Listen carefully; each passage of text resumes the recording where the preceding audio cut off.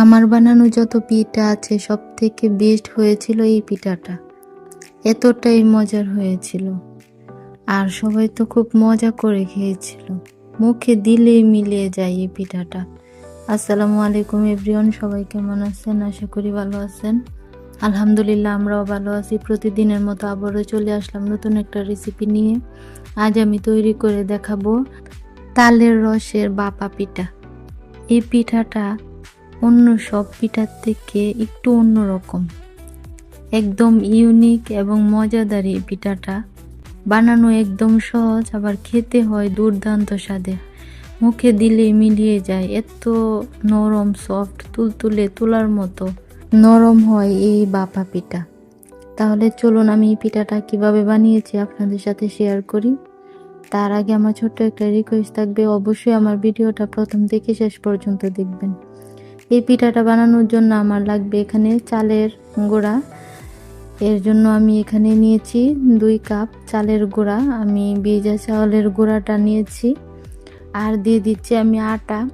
আমি 1/3 কাপ আটা দিয়েছি আর 1/3 কাপ দিয়েছি এখানে পাউডার মিল্ক। এখন দিয়ে দিচ্ছি আমি বেকিং পাউডার 1/2 চামচ আর বেকিং সোডা দিয়েছি 1/2 চামচের থেকেও একটু কম, আর স্বাদ মতো লবণ দিয়ে দিয়েছি। এখন দিয়ে দিচ্ছি আমি 1/2 কাপ চিনি। এখন সবগুলো উপকরণ আমি সুন্দরভাবে মিশিয়ে নেব। একটা হ্যান্ড উইস্ক দিয়ে আমি খুব ভালো করে মিশিয়ে নিচ্ছি। এই পর্যায়ে দিয়ে দিব আমি তালের রস। আমি আগে থেকেই তালটাকে চিপে তারপর রসটা বের করে নিয়েছিলাম। তারপর আমি ফ্রিজে রেখে দিয়েছিলাম। এখন ফ্রিজ থেকে বের করে নিয়েছি। আমি অনেকক্ষণ হয়েছে ফ্রিজ থেকে বের করে নিয়েছি। আমার তালের রসটা পুরোপুরি নর্মাল হয়ে গেছে। এখন ঠান্ডা নেই, ঠান্ডাটা একদম ছেড়ে গেছে। এখন আমি দিয়ে দিলাম। অবশ্যই যদি ফ্রিজে থাকে অনেকক্ষণ আগেই নামিয়ে নিতে হবে, প্রায় 1-1.5 ঘন্টা আগে। আর নর্মাল টেম্পারেচারে থাকা একটা ডিম দিয়ে দিয়েছি। আর এখানে 1/3 কাপ তেল দিয়ে দিলাম, সয়াবিন তেল। আপনারা এখানে চাইলে ঘিও দিতে পারেন, কিন্তু তেলটা দিলেই মনে হয় আমার ভালো হবে। এখন আমি সবগুলো উপকরণ আবারও সুন্দরভাবে মিশিয়ে নিচ্ছি। এখানে এক্সট্রা কোনো পানি দেওয়ার দরকার নেই। যে তালের রস আর ডিম, চিনি এগুলো থেকে যে পানিটা হবে এটা দিয়েই সুন্দরভাবে এই ব্যাটারটা গোলা হয়ে যাবে। আর এখন আমি দিয়ে দিলাম 1/2 কাপ পরিমাণ ফ্রেশ কোরানো নারিকেল। নারিকেলটা দিলে পরে এই পিঠার স্বাদটা আরও বেড়ে যায়। নারিকেলটার কারণে মূলত পিঠাটা খেতে খুবই ভালো লাগে।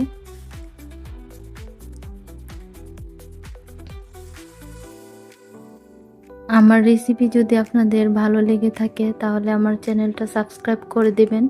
পাশে থাকা অল বাটনটা অন করে রাখবেন, যাতে করে আমার ভিডিও আপলোড করার সাথে সাথে আপনার এখানে পৌঁছে যায়। আর লাইক, কমেন্ট, শেয়ার করে দেবেন। দেখুন আমার গোলাটা একদম রেডি হয়ে গেছে। আমি এর থেকে পাতলা বা ঘন রাখবো না, আমি কীরকম রেখেছি দেখুন আমার গোলাটার ঘনত্বটা। এখন আমি এটা কোনোভাবে আমি রেস্টে দেব না। ছোট ছোট বাটি নিয়েছি আমি, এখানে 3টা বাটি নিয়েছি। বাটিতে তেল ব্রাশ করে দিয়েছিলাম। এখন অল্প অল্প করে ব্যাটার দিয়ে দিচ্ছি। বাটিটা একবারে আমি ভরে দেব না, হালকা একটু খালি রাখবো, কারণ আমার এই পিঠাটা যখন ফুলে ডাবল হয়ে যাবে, এই জন্য একটু খালি রেখে তারপর দিতে হয়।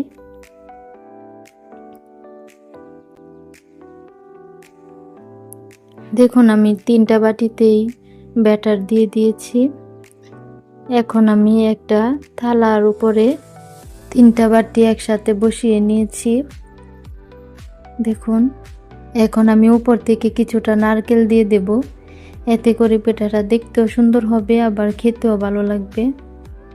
আপনারা চাইলে এখানে বাদাম কুচি অথবা কিশমিশও দিতে পারেন, কিন্তু আমার কাছে নারকেলটা দিলেই ভালো লাগে দেখতেও আবার খেতেও। এখন আমি চুলায় চলে যাব এই পিঠাগুলো বেক করার জন্য। এর জন্য চুলায় আমি আগে থেকে একটা পাতিল বসিয়ে দিয়েছিলাম।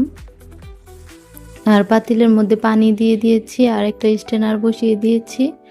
এখন থালাটা আস্তে করে আমি স্ট্রেনারের উপরে রেখে দেব।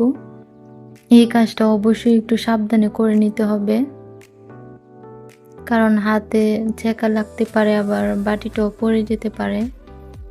এখন আমি ঢাকনা দিয়ে ঢেকে বেক করে নেব 10 থেকে 15 মিনিটের জন্য। আমার ওই পাতিলে পিঠাগুলো ভাপ আসতে সমস্যা হচ্ছিল, এর জন্য আমি রাইস কুকারে যে স্ট্রেনার দেওয়া থাকে ওটার মধ্যে আমি বেক করে নিয়েছি পিঠাগুলো। আমার পিঠাগুলো সুন্দরভাবে বেক হয়ে গেছে, ভিতরেও কাঁচা নিয়ে আমি চেক করে দেখেছি। এখন নামিয়ে ঠান্ডা করে নিয়েছি। এখন আমি মোল্ড আউট করে নিচ্ছি পিঠাগুলো। দেখুন মাশাআল্লাহ কতটা সুন্দর হয়েছে, একদম পারফেক্টভাবে হয়ে গেছে। পিঠাগুলো কোনো রকম কাঁচা নেই, একদম সুন্দরভাবে হয়ে গেছে। আপনারা অবশ্যই এইভাবে বাসায় ট্রাই করে দেখবেন, আশা করি আপনাদেরও ভালো লাগবে। দেখুন কতটা সুন্দর হয়েছে, আর মাশাআল্লাহ অনেক নরম সফট হয়েছিল, খেতেও অনেক মজা ছিল। বাচ্চা থেকে বড় সবাই আমার বাসার পছন্দ করেছে এই পিঠাটা। আমার জীবনে আমি যত তালের পিঠা বানিয়েছি সব থেকে বেস্ট হয়েছিল এই পিঠাটা, এতটাই মজা হয়েছিল। আমি একটা পিঠা আপনাদেরকে ভেঙে দেখাচ্ছি কতটা পারফেক্ট হয়েছে। দেখুন একদম সফট নরম হয়েছে, তুলতুলে জালিদার। আশা করি আমার রেসিপি আপনাদের কাছে ভালো লেগেছে। ভালো লাগলে লাইক কমেন্ট শেয়ার করে দিবেন। আর আমার চ্যানেলে যারা নতুন আছেন এখন আমার চ্যানেলটা সাবস্ক্রাইব করেননি, প্লিজ সাবস্ক্রাইব করে দেবেন। আর যারা অলরেডি সাবস্ক্রাইব করে দিয়েছেন তাদেরকে অসংখ্য অসংখ্য ধন্যবাদ।